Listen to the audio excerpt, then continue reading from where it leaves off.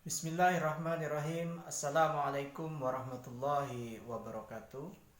Selamat datang kembali di media pembelajaran Bahasa Indonesia kelas 8. Bersama saya Muhammad Anis, guru Bahasa Indonesia SMP Aisyah Boarding School Malang. Baik, anak-anakku khususnya siswa SMP Aisyah Boarding School Malang, pada kesempatan kali ini kita akan melanjutkan bab yang sebelumnya kita sudah pelajari.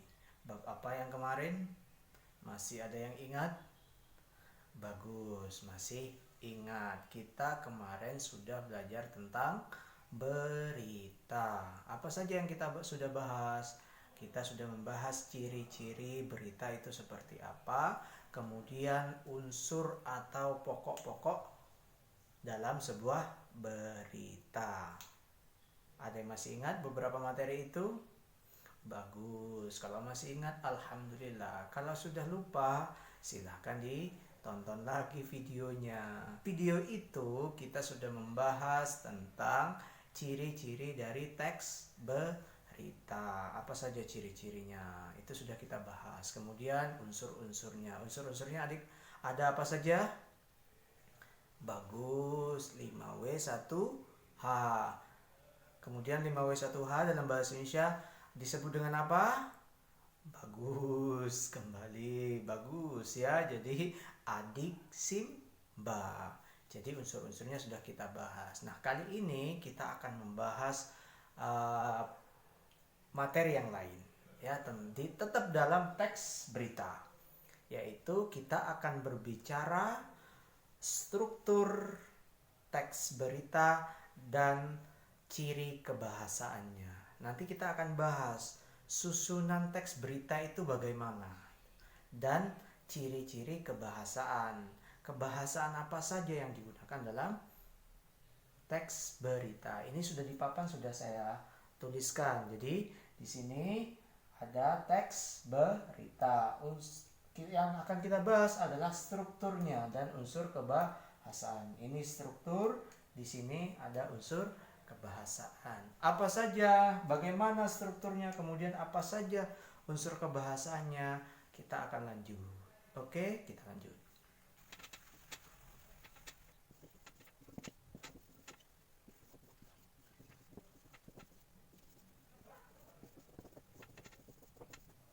Baik, kita sudah lihat di sini struktur dari teks berita. Apa saja struktur? Bagaimana strukturnya? Jadi ini sudah kita tulis struktur teks berita. Di dalam sebuah berita itu tersusun beberapa hal, yaitu lead, tubuh, kemudian ada ekor. Atau ini dalam sebuah teorinya itu bisa disebut dengan piramida terbalik ya, piramida terbalik. Struktur teks berita itu adalah sifatnya piramida terbalik. Maksudnya apa? Ini kita dilihat di sini lebih luas ya, kemudian menyempit, kemudian menyempit. Ya, di sini luas, disempit, kemudian lebih mengerucut, lebih fokus. Maksudnya apa? Lead itu adalah kepala berita. Isinya apa? Isinya tentang yang ini, yang kemarin kita bahas. Ada 5W1H. Kemudian yang bisa atau bisa dengan adik Simba. Jadi unsur-unsur yang kemarin kita bahas itu biasanya dalam sebuah berita itu terkandung di lead ini. Coba perhatikan di beberapa berita, pasti di awalannya itu adalah sifatnya umum atau mengandung unsur-unsur ini. Apanya, berita apa, kemudian di mana, kenapa, siapa, mengapa, dan bagaimana. Tapi bagaimana biasanya ini ada di tubuh berita ini. Ya, jadi langsung masuk ke tubuh berita. Tubuh berita itu maksudnya adalah isi. Biasanya berisi tentang wawancara dari narasumber, pihak-pihak yang terlibat dalam berita itu ataupun yang lainnya. Kemudian lebih kepada ekor. Ekor ini bahkan disebut lebih tidak penting. Jadi di ekor ini, tapi tetap bisa dimasukkan dalam sebuah teks berita. Itulah struktur teks berita, susunannya. Jadi nanti kalau misalkan mau menyusun berita, menulis berita, bisa diawali dengan lead dulu atau kepala berita. Isinya apa? Adik Simba atau 5W1H. Kemudian di sini tubuh, kemudian langsung masuk ke ekor. Itulah struktur teks berita. Kemudian yang kedua, kita sudah bahas tadi, kita ingin membahas tentang ciri kebahasaan. Bagaimana ciri kebahasaan? Apa saja ciri kebahasaan yang terkandung dalam teks berita? Ini dia.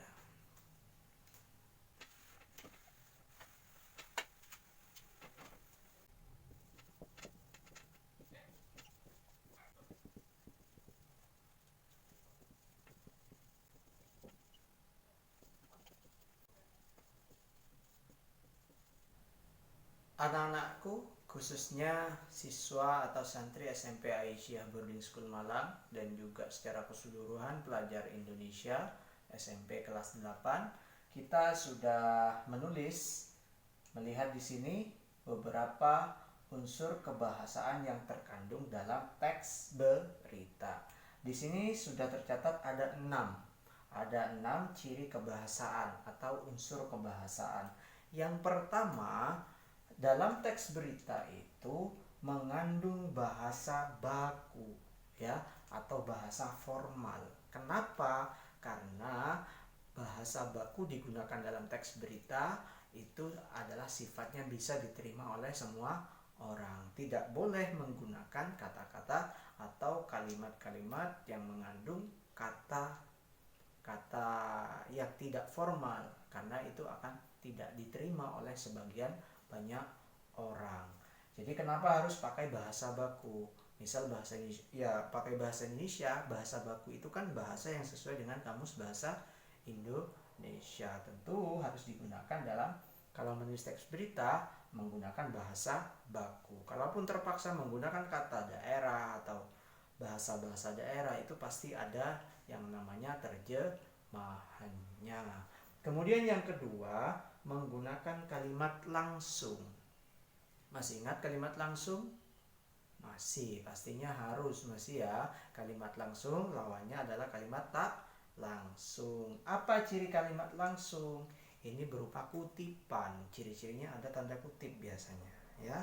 Di awal kalimat biasanya hurufnya kapital, kemudian ditulis, kemudian setelah itu ada yang namanya kutipannya, kemudian ada narasinya, siapa yang bicara. Misal ada kalimat begini, kamu itu harus jadi orang yang berguna, kata Pak Guru. Nah, penulisannya ada aturannya. Nanti kapan-kapan kita bahas soal itu. Kalimat langsung, insya Allah sudah ini. Kalau lupa, silakan cek di buku K13-nya atau cek catatan-catatan di kelas SD. Insya Allah sudah dibahas. Kemudian ada konjungsi temporal. Apa konjungsi temporal itu?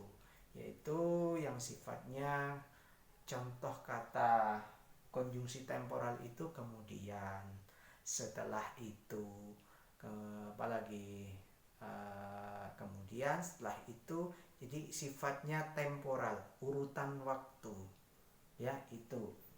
Kemudian menggunakan konjungsi bahwa, ya, bahwa biasanya digunakan juga di dalam teks berita, menggunakan bahwa terjadi telah terjadi kecelakaan di ini, bahwa mengatakan, Pak Guru mengatakan bahwa cerita itu sangat bagus, misal seperti itu.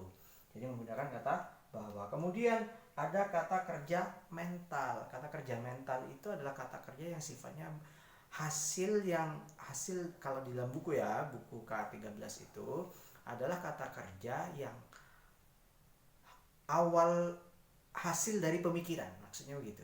Jadi memikirkan, membayangkan, memprediksi, itu kan semua asal kegiatannya adalah memikirkan. Jadi maksudnya begitu, ya. Nanti dicek lagi catatannya. Kemudian menggunakan keterangan waktu dan tempat. Keterangan waktu dan tempat, insya Allah sudah sudah biasa gitu ya. Keterangan waktu dan tempat, pagi, sore, malam, siang, kemudian tempat di kota, di desa, di rumah, di sekolah, di internet dan lain-lain. Itu beberapa unsur kebahasaan yang ada dalam teks berita. Materi kita cukup di situ. Kemudian selanjutnya adalah latihan. Mau latihan? Pasti mau ya. Karena kemarin kalian sudah baca berita kan? Sudah baca berita?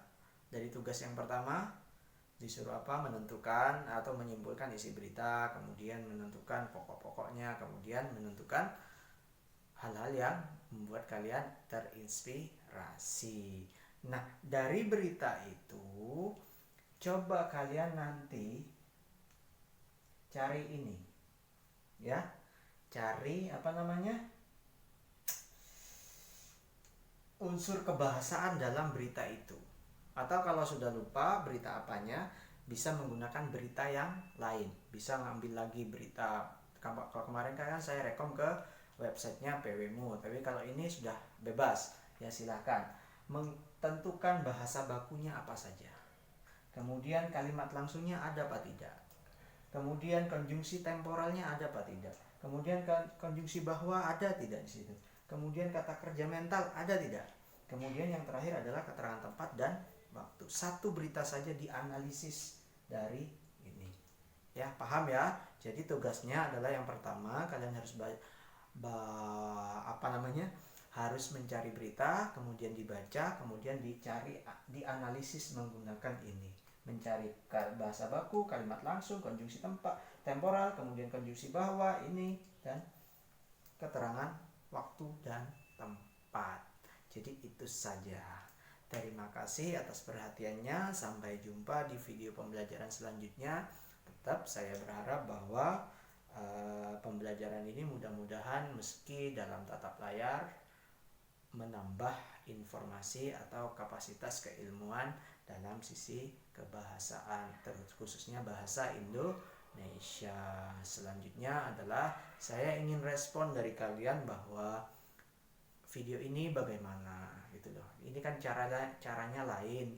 Kalau kemarin saya pakai layar itu, kemudian sekarang saya tampil langsung di depan Anda, di depan kalian, siswa-siswaku dan juga seluruh, saya yakin karena video ini bisa disaksikan oleh seluruh umat di dunia, bahkan mungkin di akhirat juga bisa menyaksikan video ini.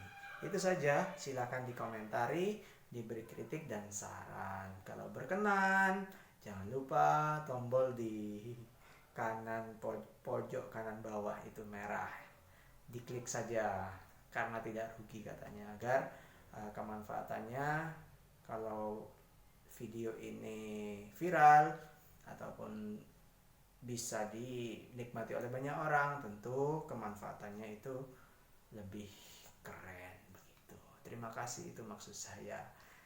Mohon maaf atas kesalahan, jika ada kurangnya itu dari saya pribadi, kalau ada lebihnya itu dari datangnya dari Allah Subhanahu wa ta'ala. Mohon maaf jika ada yang salah, kalau ada yang salah silakan kritik di kolom komentar. Itu saja, terima kasih. Kita ucapkan alhamdulillahirabbil alamin. Mohon maaf. Assalamualaikum warahmatullahi wabarakatuh.